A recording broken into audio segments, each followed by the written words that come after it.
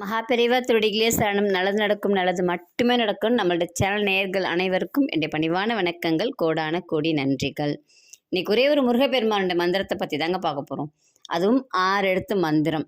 இந்த 6 எழுத்து மந்திரம் என்னெல்லாம் செய்யும் அப்படிங்கிறத அகத்திய பெருமான் அப்படி ஒரு அருமையாக கொடுத்துருக்காங்க. அதை எப்படிலாம் நம்ம பயன்படுத்தணும் அப்படிங்கிறதையும் சேர்த்தே சொல்லியிருக்காங்க. நீங்கள் பூஜை பண்ணணும், பூ வைக்கணும், பொட்டு வைக்கணும், பழம் வச்சு படைக்கணும், இதெல்லாம் எதுவுமே இல்லைங்க. இந்த 6 எழுத்து மந்திரத்தை தினமும் நம்ம எப்படி என்னென்னத்துக்கெல்லாம் பயன்படுத்தணும் அப்படிங்கிறது தான் இந்த பதிவில் நம்ம பார்க்க போகிறோம். எல்லாருக்குமே ரொம்ப தேவையானதும் கூட, ரொம்ப எளிமையானது. இப்போ உங்களுக்கு சர்வமும் வசீகரப்படணும், சகலமும் எனக்கு கிடச்சிக்கிட்டே இருக்கணும், எனக்கு செல்வம் கிடைக்கணும், அஷ்ட ஐஸ்வர்யங்களும் எனக்கு கிடச்சிக்கிட்டே இருக்கணும், என்கிட்ட இருக்கிற நோயெல்லாம் ஓடிடணும்ப்பா, இதுதான் பெரிய விஷயம் இல்லைங்களா? நோயெல்லாம் தீரணும், எனக்கு எதிரிகளே இருக்கக்கூடாது, நான் எல்லாத்தையுமே முறியடிக்கணும், எனக்கு தொழிலில் அபரிமிதமான வளர்ச்சி இருக்கணும், ஞானம் இருக்கணும், அறிவு இருக்கணும், எப்படி நான் முடிவெடுக்கணும்னு எனக்கு தெரியணும், அடுத்தது முக்தி கிடைக்கணும். இது எல்லாத்துக்குமே ஒரே ஒரு மந்திரம் தான். ஆனால் வார்த்தைகளை மட்டும் மாற்றி மாற்றி சொல்கிறாங்க அகத்தியர். இப்போ முதல்ல என்ன சொல்கிறாங்க அப்படின்னாக்கா, சர்வமும் எனக்கு வசீகரப்படணும், சகலமும் எனக்கு கிடைக்கணும் அப்படின்னா ஓம் சரஹண பவ இந்த மந்திரத்தை 108 முறை சொல்கிறாங்க. நீங்கள் குளிச்சுட்டு இந்த 108 முறை சொல்லிட்டு விபூதி எடுத்துக்கோங்க, உங்களுக்கு எல்லாமே கிடைக்க ஆரம்பிக்கும்.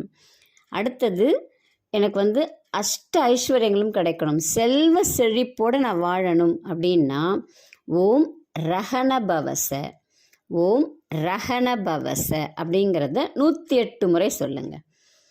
அடுத்து நோய்கள் எல்லாம் தீரணும், ஓம் ஹனபவ சர, ஓம் ஹனபவ சர. அடுத்து எதிரியை வெல்லணுங்க, இது எல்லாருக்கும் தேவை, ஏன்னா எல்லாரையும் சுற்றி எதிரிகள் தான் இருக்காங்க.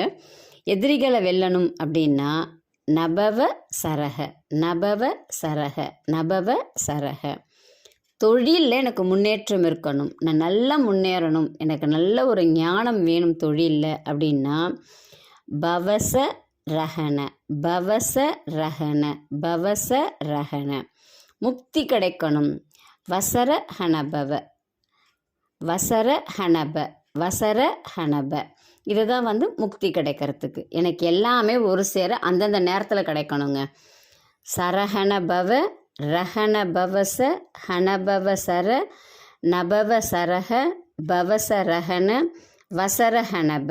இது எல்லாத்தையுமே சேர்த்து 108 முறை சொல்லணுங்க.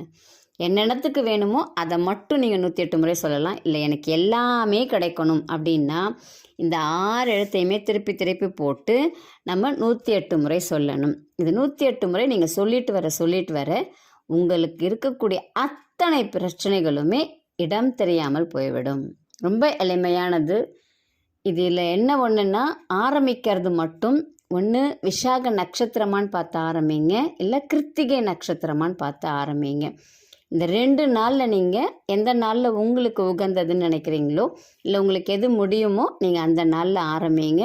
நீங்கள் பூஜை பண்ணணும்னு இல்லை, எதுவுமே நீங்கள் செய்ய வேண்டாம். வெறும் மந்திரத்தை மட்டும்தான் உங்கள் வாய் ஜபிக்க போகுது.